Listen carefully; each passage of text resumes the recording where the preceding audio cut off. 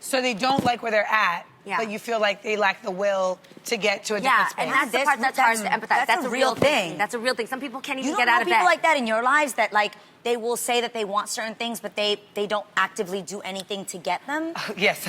Yes, I do. Yes.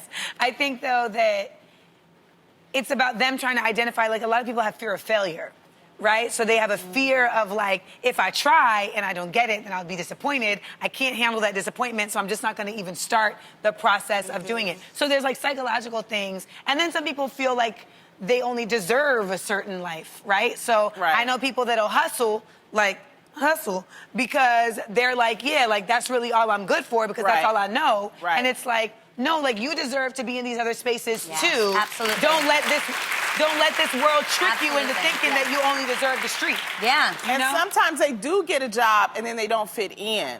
And then they get discouraged. Yes. And that's what I'm talking about. I'm talking about more about you can, get certain jobs and you're the only one. Yes. You're the only female. You're the only young one. You're the only old one. And you feel out of place. And it can get discouraging. So what I'm saying is if you have new people come in to your place of employment, make them feel welcome. Yes, for sure. And I will also say, for those who can't get out of bed or those that are really struggling, just being able to see the hope, we have to encourage them. It does take you, and in those conversations, I try to with these people, but I do know that there is some people out there who just can't believe in themselves again, and it takes the community to reach out and encourage those people. Really, it really takes you just believing in them. Definitely. But also, if you're not making money off your Instagram, it's not a job.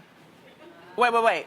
There are people who really treat, like, Instagram, and they're like, this is my job, just like posting on Instagram. Well, there are people who, but if you're not making money income off of it, it's not, like, I've seen that in another younger generation where it's like, I'm just on social media, like, that's. But it's not and profitable. I just like to say, just to give another scenario, I do know people, like, I felt like the statement was generalizing. There are people who may have worked really, really hard in, high school, they've saved up their money, and for 6 months, they may not have a job, but they are pursuing their passion job. And just because they're not working doesn't mean From that... high school? Yeah, there are people... I know a girl... we're talking about people in their 20s. No, what I'm saying is I know a girl that's worked so... Like, she's worked her behind off that she actually saved up thousands and thousands of dollars while staying with her parents. Do you see what I'm saying? Yeah. And maybe she's just like, she gave herself like 3 months to just,